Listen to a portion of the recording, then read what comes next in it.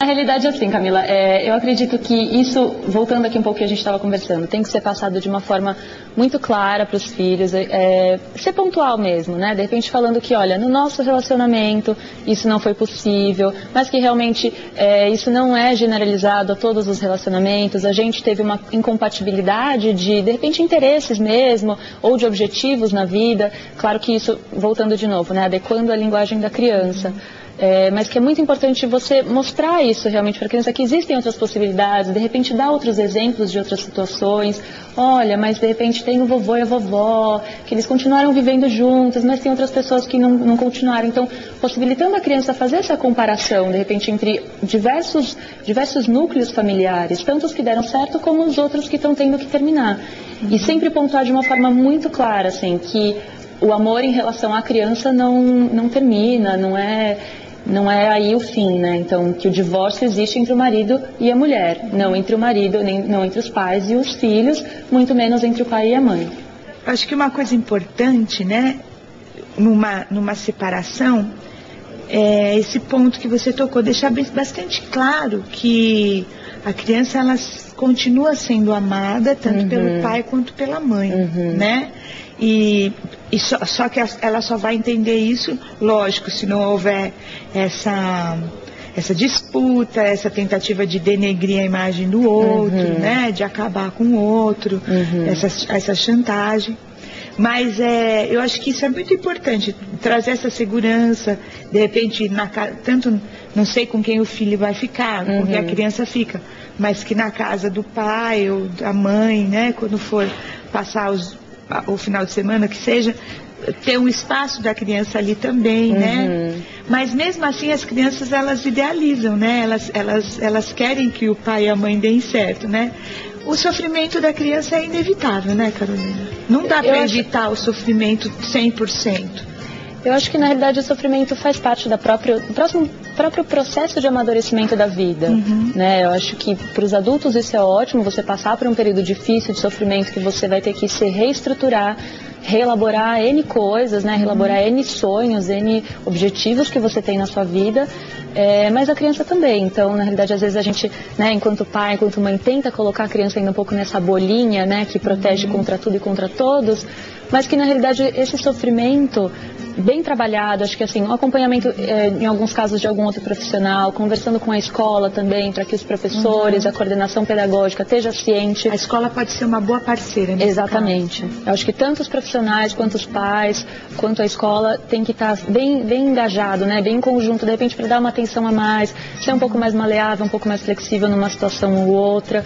E assim, os pais têm que ser bons observadores nesse momento, para saber até que ponto esse sofrimento está sendo um sofrimento até saudável, né? Vamos colocar dessa forma, que ele está elaborando esse processo de luto, esse processo de perda, e até que ponto, na realidade, essa criança, esse adolescente já está caindo, de repente, para um quadro depressivo ou alguma outra patologia um pouco mais séria. Então, essa observação, esse olhar tem que ser bastante atencioso, bastante cuidadoso dos pais, que às vezes você só vê, ai, meu filho está sofrendo tanto, ele não para de chorar, não quer mais comer, mas de repente aquele outro que continua com a rotina normal e não quer de jeito nenhum tocar no assunto, talvez aquele outro esteja tendo mais dificuldade em entrar em contato com esses sentimentos do que esse outro que chora e expõe. Então, às vezes, vai um pouco também da sensibilidade dos pais em observarem o quanto esse sofrimento está sendo... Característica da criança. Exatamente, né? Exatamente. Ou quanto, de repente, chegou a hora de procurar a ajuda de um profissional para orientar realmente os pais e fazer, de repente, algum trabalho com a própria criança.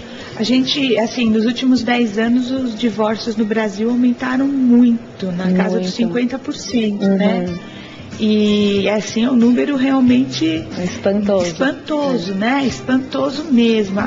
Assim, a gente perceber, talvez, de um lado, como as pessoas estão cada vez mais preparadas para a vida profissional, para suas carreiras, de investimento, e como elas estão cada vez menos preparadas para entrar numa família, não é?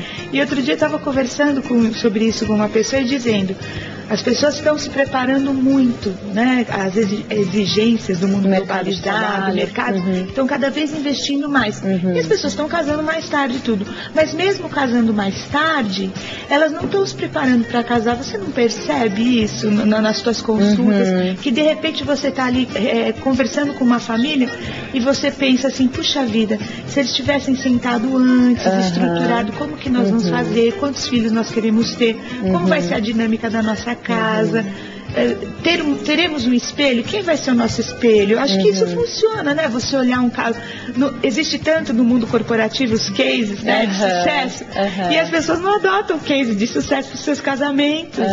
Você não percebe isso? Eu acho assim, muito interessante esse ponto também, porque outro dia eu estava ouvindo uma entrevista de um analista de marketing, estava analisando assim, como que o mercado atualmente está se comportando. Eu acho que dá para a gente transpor essa ideia para os relacionamentos. Então, que antes um consumidor, quando ele adquiria um produto, ele estava procurando a durabilidade desse produto. Quanto tempo esse produto vai durar na minha mão? E que hoje em dia, na realidade, não, o foco é totalmente outro. Então, hoje em dia, as pessoas adquirem um produto procurando tecnologia e inovação.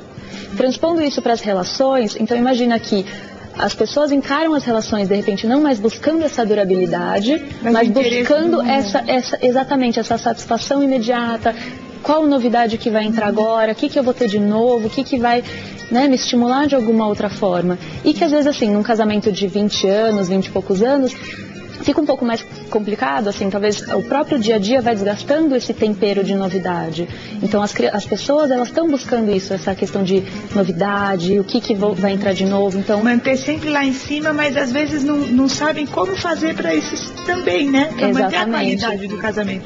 Porque é possível, né? A gente vê muitos casamentos que dão muito certo, mas quando você vai conversar com as pessoas, você vê que tem uma carga de investimento, de paciência,